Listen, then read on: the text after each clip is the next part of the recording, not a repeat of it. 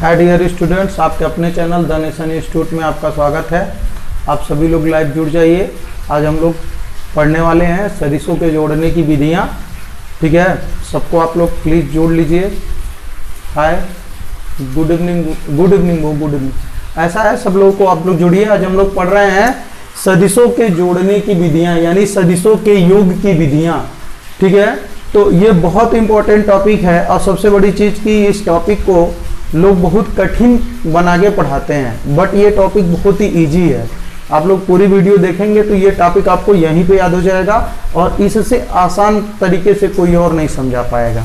चलिए, हम लोग सबसे पहले तो ये जानते हैं कि जो हम लोग सदिश पढ़े हैं, सदिश को किससे निरूपित किया जाता है? तीर से या बाण से, और उनको जो है कैसे जोड़ा जाता है। तो सबसे पहले ये जान लीजिए कि सदिशों को सामान्य बीजगणितीय नियमों से जोड़ा या घटाया नहीं जा सकता है। जो सामान्य नियम होते हैं उनसे हम सदिशों को जोड़ते घटाते नहीं हैं। तो इनके जोड़ने की कुछ विधियां होंगी ना, तो आज हम लोग पढ़ेंगे सदिशों के योग की विधियां, यानी कैसे हम दो सदिशों को जोड़ेंगे। ठीक है ना, उनकी कितनी विधियां हैं और कैसे हम दो सदिशों को जोड़ेंगे, इसी के बारे में आज हम लोग अध्ययन करेंगे। तो सबसे पहले तो ये जान लीजिए कि सदिशों को जोड़ने की कितनी प्रकार की विधियां हैं। तो सदिशों के जोड़ने की दो प्रकार की विधियां हैं। एक तो ज्यामिति के द्वारा उनको जोड़ा जाता है, यानी रेखाएं वगैरह खींच करके मिला उला करके। तो ज्यामिति के द्वारा जब हम सदिशों को जोड़ेंगे तो उस विधि को बोलेंगे ज्यामिति विधि। और अगर हम कैलकुलेशन करके कोण का और एंगल का और ये भुजा का कैलकुलेशन करके अगर हम जोड़ेंगे दो सदिशों को, तो उसको हम लोग बोलते हैं गणितीय विधि। तो सबसे पहले हम लोग ये जान लें कि सदिशों को दो प्रकार से जोड़ा जाता है। एक ज्यामिति विधि से जोड़ा जाता है और एक गणितीय विधि से जोड़ा जाता है। तो ज्यामिति विधि से तीन प्रकार से जोड़ा जाता है सदिशों को। ज्यामिति विधि में भी तीन प्रकार से जोड़ा जाता है, एक त्रिभुज विधि, एक समांतर चतुर्भुज विधि और एक बहुभुज विधि। तो आज हम लोग सदिशों के जोड़ने की ज्यामितीय विधियां जो तीन हैं उसके बारे में अध्ययन करेंगे। तो सबसे पहले तो हम लोग ये जान लें कि त्रिभुज विधि क्या होता है। जैसा कि इसके नाम से ही क्लियर हो रहा है कि ये त्रिभुज विधि है, तो इसमें एक त्रिभुज बनेगा। तो मान लीजिए आपको दो वेक्टर जोड़ना है, हम आपको दे दे रहे हैं कोई भी दो वेक्टर। यहां पे मान लीजिए एक वेक्टर ये है और ये एक वेक्टर बी है। ये वेक्टर ए है और ये वेक्टर क्या है? बी है। इन्हीं दो वेक्टरों को आपको क्या करना है? जोड़ना है। अब ये दो वेक्टर जो है इनको आपको क्या करना है? जोड़ना है। तो हम लोग क्या करेंगे? त्रिभुज विधि से कैसे जोड़ेंगे? तो सबसे पहले तो जोड़ने के लिए दो वेक्टर चाहिए ना, कि हवा में जोड़ोगे, कुछ क्या जोड़ोगे? सदिशों को जोड़ना है। किस विधि से? त्रिभुज विधि से। तो सबसे पहले कि जिनको जोड़ना है वो दोनों तो चाहिए ना। अगर हम कह दें आपको दो डंडा जोड़ना है, फेविक्विक से चाहे जैसे भी, या दो प्लास्टिक जोड़ना है, तो पहले प्लास्टिक चाहिए तब ना जोड़ेंगे आप। तो यहां पर सबसे पहले हम मानेंगे, माना कि दो सदिश ए और बी हैं जिन्हें हमको क्या करना है? जोड़ना है। तो सबसे पहले त्रिभुज विधि में हम क्या करेंगे? माना कि दो सदिश क्या है? ए व बी हैं जिन्हें त्रिभुज विधि से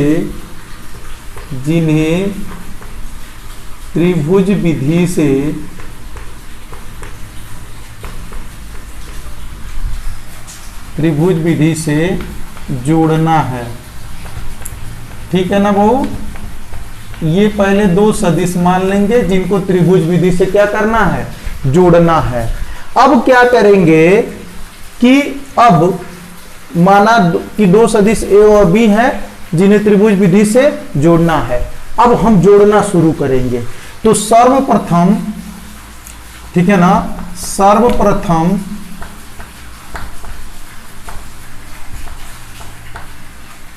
सदिश ए को सदिश कैपिटल ए को उसकी दिशा अनुसार खींच लेते हैं। उसकी दिशा के अनुसार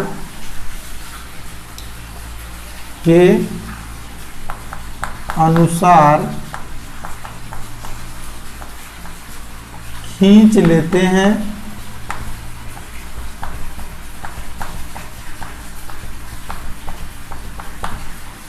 तथा वेक्टर B को तथा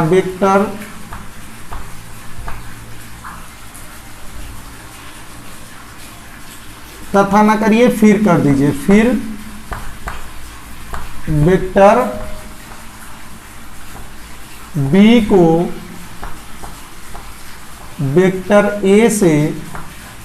के शीर्ष से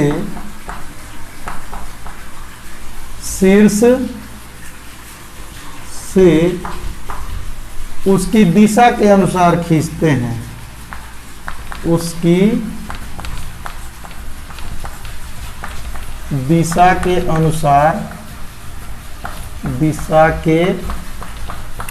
अनुसार खींच लेते हैं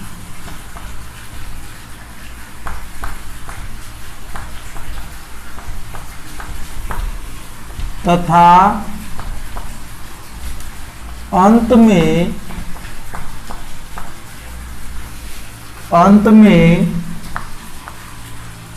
तो सबसे पहले ये जान लीजिए कि अगर हमको वेक्टर ए और बी को क्या करना है, जोड़ना है, तो सबसे पहले हम क्या करेंगे, वेक्टर ए को इसके दिशा के अनुसार क्या करेंगे, खींच लेंगे। जैसे वेक्टर ए की दिशा इधर थी तो वेक्टर ए के दिशा के अनुसार वेक्टर ए को क्या कर लिए, खींच लिए। अब वेक्टर ए के नोक से यहां पर हमने लिखे हैं ना, फिर वेक्टर बी को वेक्टर ए के शीर्ष से उसके दिशा के अनुसार खींचते हैं। अब वेक्टर बी को कहां से खींचेंगे, वेक्टर ए के शीर्ष से खींचेंगे, शीर्ष मतलब नोक से, इसके शीर्ष से। अब वेक्टर बी को उसके दिशा के अनुसार खींचिए, यहां से जैसे दिशा थी वेक्टर बी की ऐसे खींच दिए, तो ये वेक्टर बी भी खींचा गया। सबसे पहले क्या करेंगे, वेक्टर ए को उसके दिशा के अनुसार खींचेंगे, फिर वेक्टर ए के मुंडिया पर से, शीर्ष पर से वेक्टर बी को उसके दिशा के अनुसार क्या कर लेंगे, खींच लेंगे। अब जाकर के क्या करेंगे, वेक्टर तथा अंत में वेक्टर ए के पूंछ को वेक्टर बी के शीर्ष से क्या कर देंगे, मिलाते हुए एक वेक्टर खींच लेंगे। वेक्टर ए के प्रारंभिक सिरे को या पूंछ से वेक्टर बी के शीर्ष को मिलाते हुए एक वेक्टर खींच लेंगे। यही वेक्टर जो आर आया है, यही वेक्टर ए तथा वेक्टर बी का परिणामी वेक्टर होगा। यही जो वेक्टर ए और बी का क्या होगा, परिणामी वेक्टर आर होगा। ठीक है ना, तो बहुत आसान है। त्रिभुज विधि से कैसे जोड़ेंगे, सर्वप्रथम माना कि दो वेक्टर ए और बी हैं जिन्हें हमको त्रिभुज विधि से जोड़ना है। सर्वप्रथम हम क्या करेंगे, वेक्टर ए को उसके दिशा के अनुसार खींचेंगे, फिर वेक्टर ए के शीर्ष से, मुंडी से वेक्टर बी को उसके दिशा के अनुसार क्या कर लेंगे, खींच लेंगे।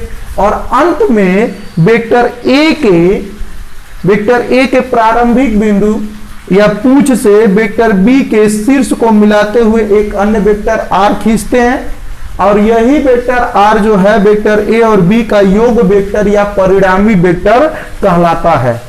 तो वेक्टर आर यही क्या कहलाएगा, वेक्टर ए और बी का योग वेक्टर। योग मतलब जुड़ गए। अब ये ए और बी का प्रभाव किसके बराबर हो गया, आर के प्रभाव के बराबर हो गया। तो ये हो गए वेक्टर आर ए बराबर बी। तो यहां पर हमने क्या लिखा है, सर्वप्रथम सदिश ए उसकी दिशा के अनुसार, सदिश ए को यहां पे को लिखना चाहिए था, सदिश ए को उसकी दिशा के अनुसार, उसकी दिशा के अनुसार क्या कर लेते हैं, खींच लेते हैं। फिर वेक्टर बी को वेक्टर ए के शीर्ष से उसकी दिशा के अनुसार खींच लेते हैं। वेक्टर बी को ए के शीर्ष से खींचे हैं। अब अंत में वेक्टर ए के सिरे को, प्रारंभिक सिरे को वेक्टर बी के शीर्ष से क्या कर देते हैं, मिला देते हैं। और अंत में क्या करते हैं, वेक्टर ए, अंत में लिखे तो हैं, तो अंत में वेक्टर वेक्टर ए के प्रारंभिक सिरे से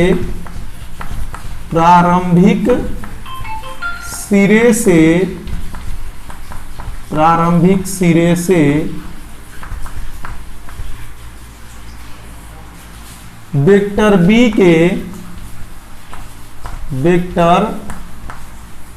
के शीर्ष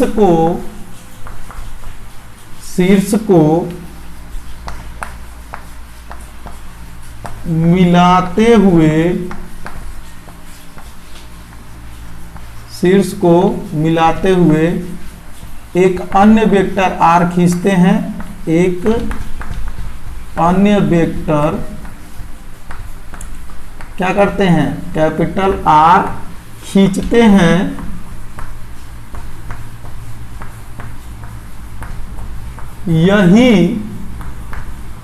यही जो है वेक्टर A और वेक्टर B का क्या है, यही वेक्टर A व वेक्टर B का योग वेक्टर है, यही वेक्टर A तथा वेक्टर B का क्या है, योग वेक्टर है।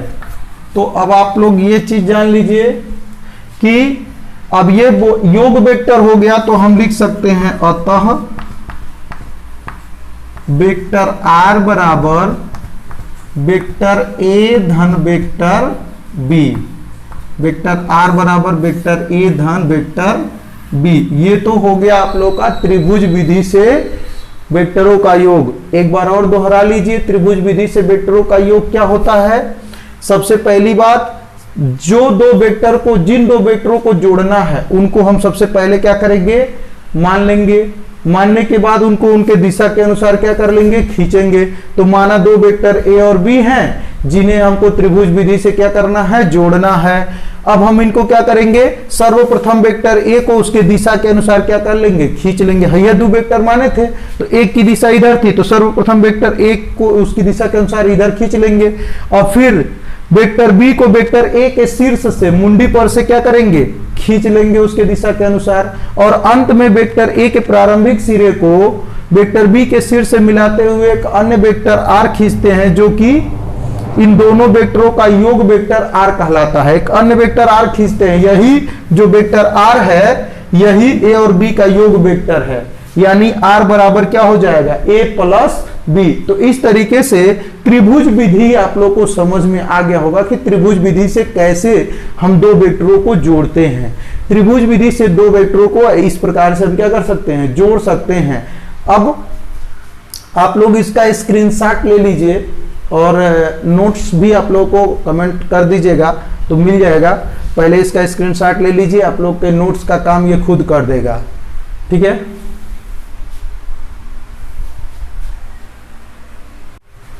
चलिए अब हम लोग इसके आगे वाला पढ़ते हैं। त्रिभुज विधि हो गया ना, अब इसके आगे है समांतर चतुर्भुज विधि।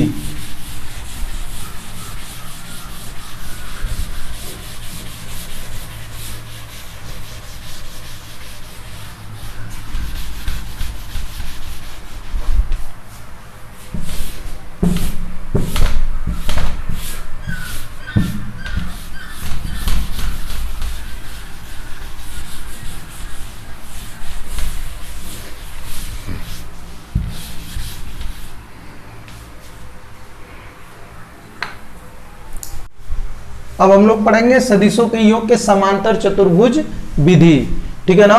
तो इसका ज्यामिति विधि में ही दूसरी विधि जो है सदिशों के योग की, सदिशों के योग की समांतर चतुर्भुज विधि, समांतर चतुर्भुज विधि, ठीक है। सदिशों के योग की समांतर चतुर्भुज विधि, ये आपको पढ़ना है दूसरी विधि ज्यामिति विधि में। तो सदिशों के योग के समांतर चतुर्भुज विधि हमको पढ़ना है। इसके लिए समांतर चतुर्भुज का, सदिशों के योग का समांतर चतुर्भुज नियम हम लोग को जानना पड़ेगा। सदिशों के योग का समांतर चतुर्भुज नियम जानना पड़ेगा, तभी हम ये विधि लगा सकते हैं, ठीक है ना।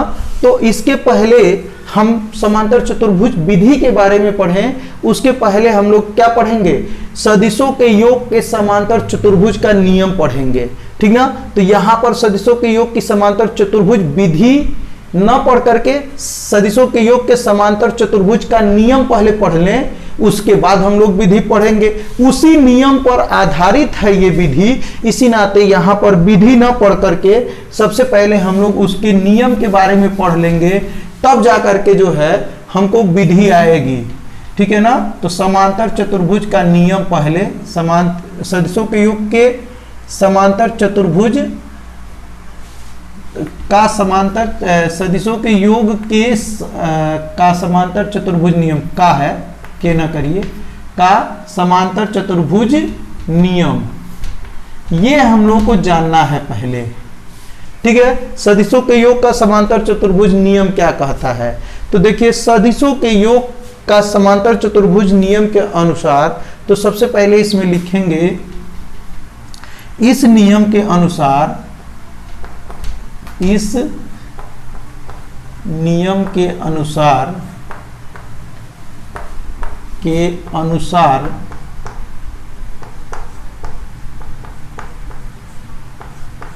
ठीक है, इस नियम के अनुसार यहां पे यदि किन्हीं दो वेक्टरों को, यदि किन्हीं दो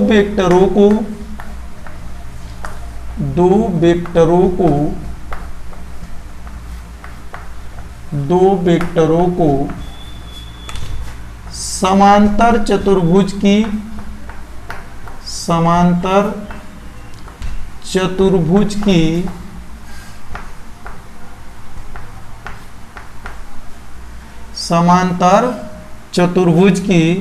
ये यहां पे रहेगा, समांतर चतुर्भुज की किन्हीं दो संलग्न भुजाओं से, किन्हीं दो संलग्न भुजाओं से, संलग्न भुजाओं से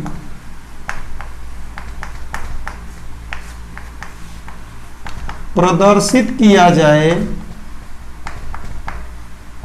प्रदर्शित किया जाए तो उन दोनों वेक्टरों का परिणामी, तो उन दोनों वेक्टरों का परिणामी, वेक्टरों का परिणामी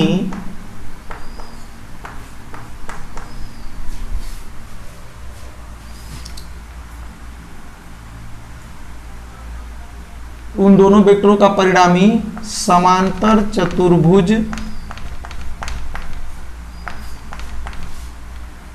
परिणामी वेक्टर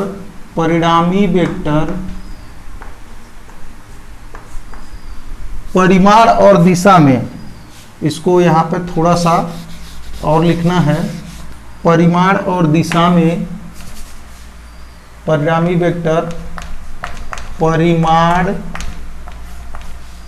एवं दिशा में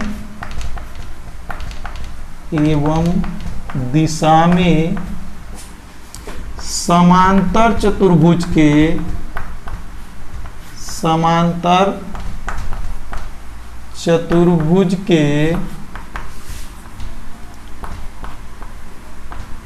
उस विकर्ण से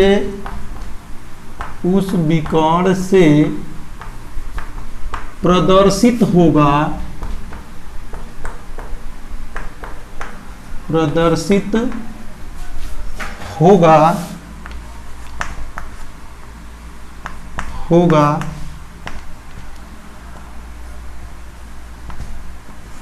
जो कि दोनों वेक्टरों के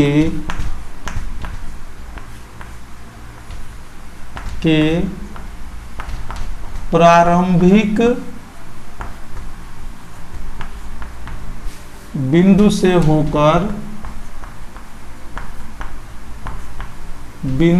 होकर जाता है।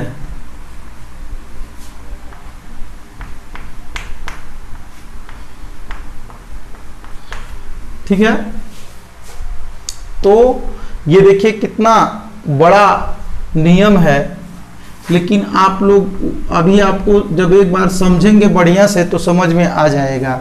तो सबसे पहले सदिशों के योग का समांतर चतुर्भुज नियम हम लोग एक बार फिर देखते हैं। कह रहा इस नियम के अनुसार यदि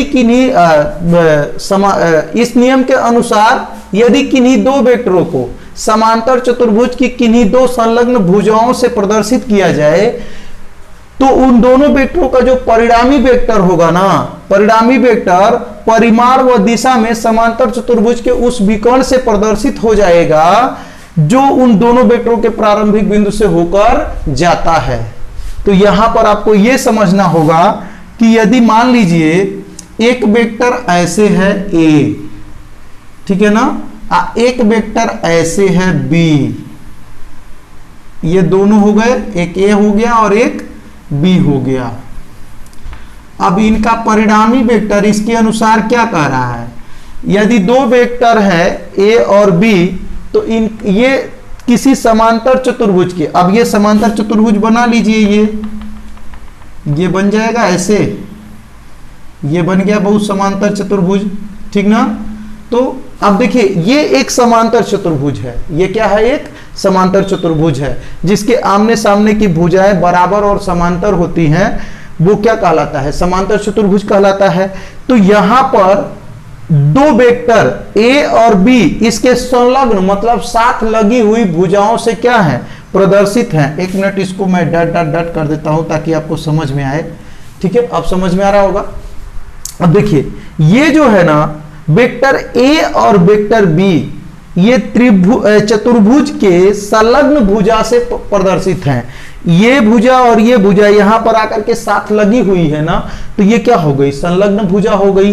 तो A और B दो संलग्न भुजा से चतुर्भुज से क्या है, प्रदर्शित हैं। तो इनका परिणामी जो होगा ना ये विकर्ण से प्रदर्शित होगा, लेकिन यहां समांतर चतुर्भुज का दो विकर्ण संभव है। एगो विकर्ण यहां से यहां मिला देंगे तो हो जाएगा, एगो विकर्ण ये वाला होगा, तो क्या ये वाला विकर्ण हम मान लें, नहीं ऐसा नहीं, ये उस विकर्ण के बराबर होगा जो दोनों वेक्टरों के प्रारंभिक सिरा से होकर जाता है। तो यहां से एक विकर्ण आपका जाएगा ऐसे जाएगा ना, यही वेक्टर R जो होगा इन दोनों A और B का यही परिणामी वेक्टर R होगा। फिर एक बार ध्यान से समझिए कि यदि किन्हीं दो वेक्टरों को, समांतर चतुर्भुज का नियम क्या है, यदि किन्हीं दो वेक्टरों को हम समांतर चतुर्भुज की दो संलग्न भुजाओं से, साथ लगी हुई भुजाओं से क्या करें, प्रदर्शित करें, तो यदि दो संलग्न भुजाओं से प्रदर्शित करें दो वेक्टरों को, तो उन दोनों का परिणामी वेक्टर जो R है वह परिमाण और दिशा में, यानी मान और दिशा दोनों में किससे प्रदर्शित होगा, समांतर चतुर्भुज के उस विकर्ण से प्रदर्शित होगा जो दोनों A और B के प्रारंभिक बिंदु से होकर जाता है। हाई वाला जो वेक्टर था ये दोनों के प्रारंभिक बिंदु से नहीं जा रहा था, अंतिम बिंदु से होकर जा रहा था। तो यहां पर हमको ये बात ध्यान देनी पड़ेगी कि यदि दो वेक्टरों को A और B को समांतर चतुर्भुज के संलग्न भुजा से हम क्या कर दें, प्रदर्शित करें, तो संलग्न भुजा से क्या करें, प्रदर्शित करें, तो इनका परिणामी जो R है वह समांतर चतुर्भुज के उस विकर्ण से प्रदर्शित होगा जो इन दोनों वेक्टरों के प्रारंभिक बिंदु से होकर जाता है, हाई वाला विकर्ण से नहीं प्रदर्शित होगा। ठीक है ना, तो इस वाले विकर्ण से नहीं प्रदर्शित होगा, इस वाले विकर्ण से क्या होगा, प्रदर्शित होगा। ठीक है, तो चलिए अब हम लोग इसको जो है, लाइट भग गई है, थोड़ा सा लाइट कम है, कोई बात नहीं, आप लोग ऐसे लगे रहिए, दिखाई तो दे ही रहा होगा, साफ दिखाई दे रहा है, मुझे भी दिख रहा है। तो लाइट जाने का अब डर नहीं है, थोड़ा बहुत लाइट आ रहा है कमरे में, जो बल्ब लगाया गया है उससे, इन्वर्टर बल्ब। ठीक है, तो ये हो गया आप लोगों का। तो ये आपका समांतर चतुर्भुज का नियम हो गया। तो इसमें चित्र में हम जैसे ये लिख दिए, नियम तो लिख दिए, अब हम इसमें ये भी लिख देंगे, जैसे चित्र में दो वेक्टर क्या है, कैपिटल ए व बी समांतर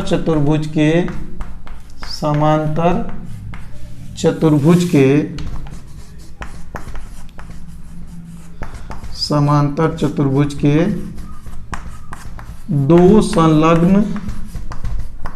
दो संलग्न भुजाओं से क्या है, भुजाओं से प्रदर्शित हैं, भुजाओं से प्रदर्शित हैं। जैसे चित्र में दो वेक्टर ए व बी समांतर चतुर्भुज के दो संलग्न भुजाओं से प्रदर्शित हैं तथा इनका परिणामी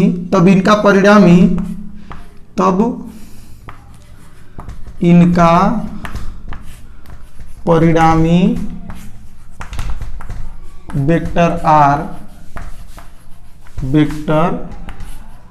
आर क्या होगा, विकर्ण समांतर चतुर्भुज विकर्ण एसी से, यहां पर नाम तो नहीं है, विकर्ण आर विकर्ण से प्रदर्शित होगा, ये लिख दीजिए, विकर्ण से मुख्य विकर्ण से लिख दो, चाहे विकर्ण से प्रदर्शित होगा, विकर्ण आर से चित्रानुसार प्रदर्शित होगा, चित्रानुसार, भाई चित्र के अनुसार है, नहीं दूसर का विकर्ण से ना प्रदर्शित कर देना, चित्रानुसार प्रदर्शित होगा। ये हो गया आपका समांतर चतुर्भुज का नियम। ठीक ना, समांतर चतुर्भुज का नियम आप लोग का क्या है, सबसे पहले ये जान लीजिए, सदिशों के योग का समांतर चतुर्भुज नियम क्या है। इस नियम के अनुसार कि यदि किन्हीं दो वेक्टरों को समांतर चतुर्भुज के दो संलग्न भुजाओं से क्या किया जाए, प्रदर्शित किया जाए, तो उन दोनों वेक्टरों का परिणामी वेक्टर परिमाण एवं दिशा में समांतर चतुर्भुज के उस विकर्ण से प्रदर्शित होगा जो इन दोनों वेक्टरों के प्रारंभिक बिंदु से होकर जाता है। तो ये तो हो गया आप लोग का पहला जो समांतर चतुर्भुज का नियम। अब आइए हम लोग इसको मिटा करके समांतर चतुर्भुज से दो वेक्टरों को हम जोड़ते हैं, यानी वेक्टरों के सदिशों के योग के समांतर चतुर्भुज की विधि पढ़ते हैं। तो इसी नियम का पालन करके उसमें हम लोग क्या करते हैं, जोड़ते हैं। तो कुल मिला जुला करके सब नियम यही रहता है, बस उसमें क्या करेंगे, माना दो वेक्टर ए और बी हैं जिनको हमको किस विधि से जोड़ना है, समांतर चतुर्भुज विधि से क्या करना है, जोड़ना है। तो सबसे पहले हम इन दोनों वेक्टरों को एक ही बिंदु से क्या करेंगे, खींचेंगे और उसके बाद एक समांतर चतुर्भुज बना देंगे। ठीक है, और समांतर चतुर्भुज बना करके तो लिख देंगे कि समांतर चतुर्भुज के नियम के अनुसार इसका जो विकर्ण होगा यही दोनों का परिणामी आर होगा। तो चलिए उसको लिख लेते हैं हम लोग।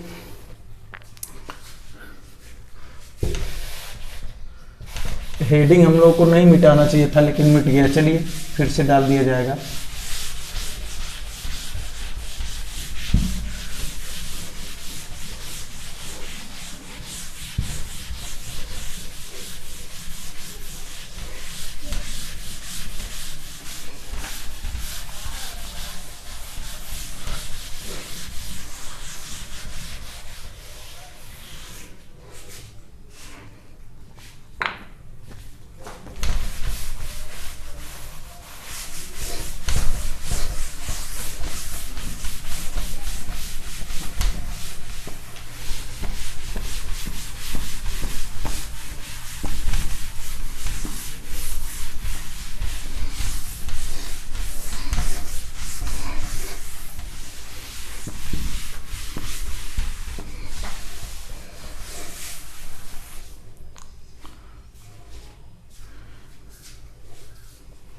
चलिए अब हम लोग पढ़ते हैं सदिशों के जोड़ने की समांतर चतुर्भुज विधि। दूसरी विधि जो है ज्यामिति विधि की है, सदिशों के जोड़ने की, सदिशों के योग की समांतर चतुर्भुज विधि, समांतर चतुर्भुज विधि, समांतर चतुर्भुज विधि, ये है आप लोग का। ठीक है, तो सदिशों के योग की समांतर चतुर्भुज विधि यही पढ़ना है। अब इसमें हम लोग क्या करेंगे, दो वेक्टर लेंगे। भाई सदिश समांतर चतुर्भुज विधि से हमको क्या करना है, जोड़ना है। तो सबसे पहले हम जिन दो वेक्टरों को जोड़ना है उन दो वेक्टरों को क्या कर ले लेंगे और उनको हम एक ही बिंदु से खींचेंगे उनके दिशा के अनुसार। फिर हम एक समांतर चतुर्भुज बना करके उनको विकर्ण के द्वारा आर निकाल लेंगे। तो ये समांतर चतुर्भुज विधि में हम क्या करेंगे, पहले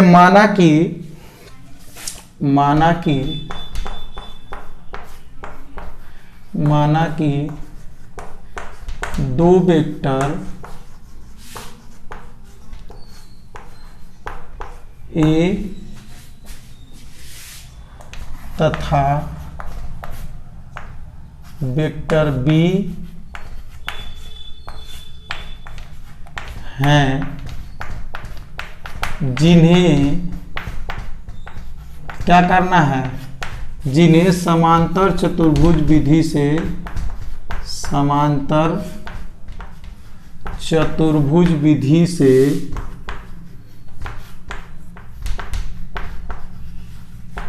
समांतर चतुर्भुज विधि से जोड़ना है।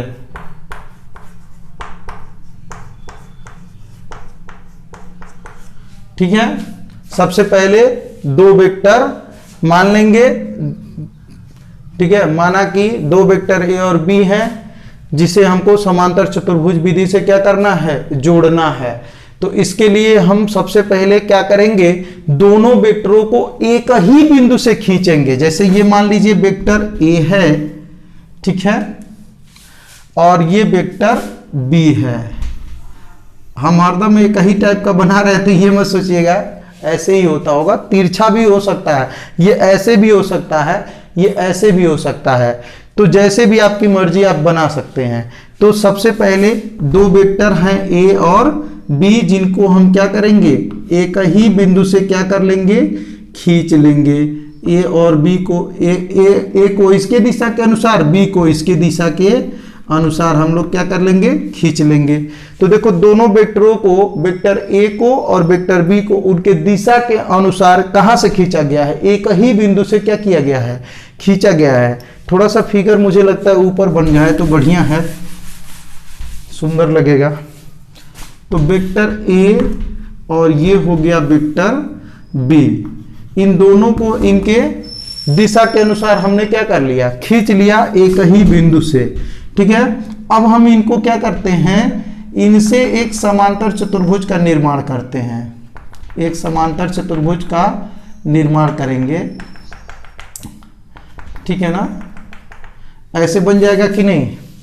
इन दोनों वेक्टरों को अगर हम संलग्न भुजा मान ले चतुर्भुज की, तो यहां से इसको आगे बढ़ा देंगे, यहां से इसको आगे बढ़ा देंगे। जब जहां दोनों काटेंगी इसके समांतर एक रेखा खींचेंगे और इसके समांतर एक रेखा खींचेंगे।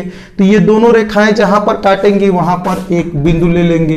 ठीक है, यही जो विकर्ण होगा, यही विकर्ण ए और वेक्टर बी का क्या होगा, परिणामी आर होगा। यही समांतर चतुर्भुज नियम में भी आप लोग को क्या किया गया था, पढ़ाया गया था। तो यहां पर बात कैसे करनी है आपको, यहां पर सबसे पहले वेक्टर ए और वेक्टर बी को एक ही बिंदु से क्या करना है, खींच लेना है। फिर इन दोनों वेक्टरों को किसकी भुजा मानेंगे, समांतर चतुर्भुज की संलग्न भुजा मानते हुए। कैसी भुजा, संलग्न मतलब साथ लगी हुई भुजा मानते हुए। लाइट आ गया। ठीक है, तो इन दोनों वेक्टरों को समांतर चतुर्भुज की संलग्न भुजा मानते हुए हम क्या करेंगे, खींच लेंगे। तो सबसे पहले हम दो वेक्टरों को मान लिए ना जिन्हें समांतर चतुर्भुज विधि से जोड़ना है। अब हम क्या करेंगे, इन दोनों वेक्टरों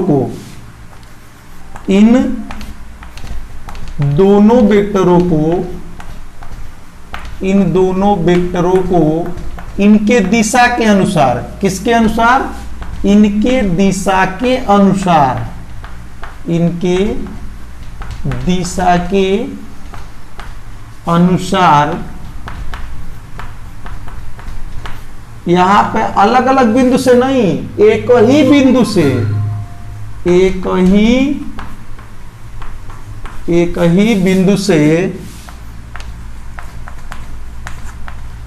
एक ही बिंदु से क्या करते हैं, खींच लेते हैं, एक ही बिंदु से खींच लेते हैं वेक्टर ए और बी को इनके दिशा के अनुसार। जैसे जैसे इनकी दिशा थी वो हम क्या कर लिए, एक ही बिंदु से खींच लेते हैं, तथा इन दोनों वेक्टरों को अब हम समांतर संलग्न भुजा मान करके एक समांतर चतुर्भुज बना देंगे। ठीक है ना। अब ये समांतर चतुर्भुज क्या करेंगे, ओ पी क्यू यस, ठीक है, एक समांतर चतुर्भुज बना लेंगे। तो सबसे पहले हम क्या करेंगे, माना कि इन दोनों वेक्टरों को इनके दिशा के अनुसार एक ही बिंदु O से, कहां से वो, O से क्या कर लेते हैं, खींच लेते हैं, तथा इन दोनों वेक्टरों को संलग्न भुजा मानते हुए, कैसी भुजा, संलग्न मतलब साथ लगी हुई भुजा, तथा इन दोनों वेक्टरों को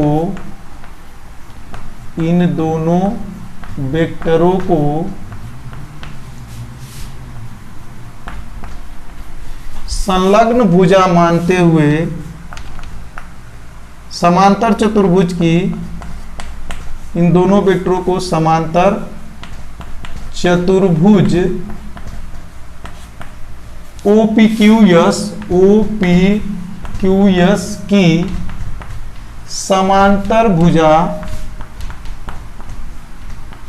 समांतर चतुर्भुज OPQS नहीं, खाली समांतर चतुर्भुज, ठीक ना, समांतर चतुर्भुज की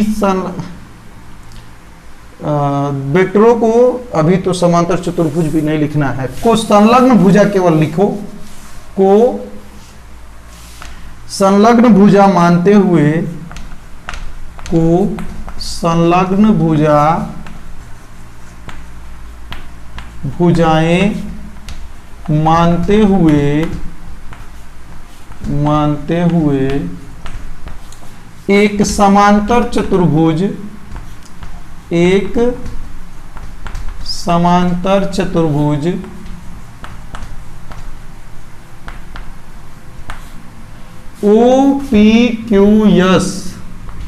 OPQS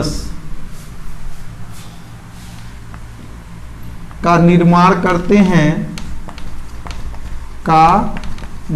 करते हैं या खींचते हैं, जो भी करते हैं, निर्माण करते हैं। ठीक है। सबसे पहले जिन दो वेक्टरों को हमको जोड़ना है उनको मान लेंगे। माना दो वेक्टर ए और बी हैं जिनको हमको क्या करना है, समांतर चतुर्भुज विधि से जोड़ना है। तो इनको हम मान लिए कि समांतर चतुर्भुज विधि से दो वेक्टरों ए और बी को जोड़ना है। फिर इन दोनों वेक्टरों को एक ही बिंदु ओ से उनके दिशा के अनुसार क्या कर लेते हैं, खींच लेते हैं। अब हम इन दोनों को संलग्न भुजा मानते हुए, साथ लगी हुई भुजा मानते हुए, इसके समांतर एक रेखा खींच करके और इसके समांतर रेखा खींच करके एक चतुर्भुज बना लेते हैं। चतुर्भुज क्या बनाते हैं, OPQS बना लेते हैं। ठीक है ना, यही ना हमने लिखा है। तथा इन दोनों वेक्टरों को संलग्न भुजा मानते हुए एक समांतर चतुर्भुज OPQS का निर्माण करते हैं।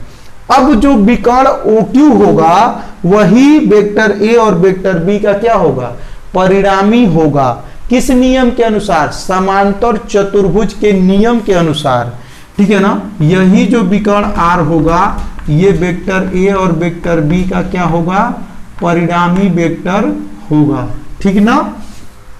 लिखेंगे अब समांतर चतुर्भुज के नियमानुसार, अब समांतर चतुर्भुज के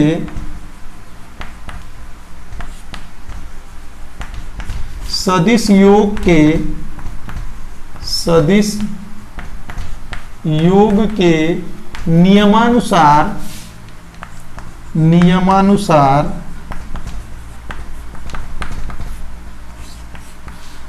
वेक्टर A व वेक्टर B का परिणामी वेक्टर R किससे प्रदर्शित होगा? विकर्ण OQ से, विकर्ण OQ से क्या होगा? प्रदर्शित होगा, OQ से प्रदर्शित होगा। अतः अब यही परिणामी वेक्टर R जो होगा वह A और B के योग के बराबर होगा। यही जो परिणामी वेक्टर R है यही वेक्टर A और B के योग के क्या होगा? बराबर होगा, ठीक है ना। तो आज हम लोग इतना ही पढ़ेंगे। इसका एक टॉपिक रह गया है बहुभुज विधि, उसको हम लोग कल पढ़ लेंगे, ठीक है। क्योंकि आज आप लोग का टाइम लगभग ज़्यादा हो गया है, तो खेद है कि आज आप लोग को लगभग ज्यामितीय विधियां जो थी वो नहीं हम पढ़ा पाए। एक विधि इसकी रह गई है बहुभुज विधि, वो कल पढ़ा देंगे। तो इसको एक बार समांतर चतुर्भुज विधि को समझ लो। जिन दो वेक्टरों को जोड़ना रहेगा हम सबसे पहले उन वेक्टरों को मान लेंगे और मान करके एक ही बिंदु से क्या कर लेंगे? खींच लेंगे उनके दिशा के अनुसार। फिर इन दोनों वेक्टरों को संलग्न भुजा मानते हुए एक चतुर्भुज का क्या कर लेंगे? निर्माण कर लेंगे। अब समांतर चतुर्भुज का नियम लगा देंगे। तो समांतर चतुर्भुज का जब नियम लगाएंगे तो इन दोनों वेक्टर संलग्न भुजा से प्रदर्शित हैं, तो इनका परिणामी R इस विकर्ण OQ से प्रदर्शित होगा, क्योंकि यही विकर्ण OQ इन दोनों भुजाओं से होकर के, प्रारंभिक बिंदु से होकर के जाता है, ठीक ना। तो इनका परिणामी R निकल जाएगा A धन B के बराबर। यही परिणामी विकर्ण OQ जो होगा यह इनका दोनों का परिणामी R होगा। तो किन्हीं दो वेक्टरों का परिणामी उनके बीच में होता है, ये भी जान लीजिए, ठीक है। तो ये हो गया समांतर चतुर्भुज का नियम। उम्मीद है आप लोगों को समझ में आया होगा और आप लोग ऐसे ही जुड़े रहिए, स्नेह बनाए रहिए और लोगों को जोड़ते रहिए। इसी के साथ गुड नाइट, बाय।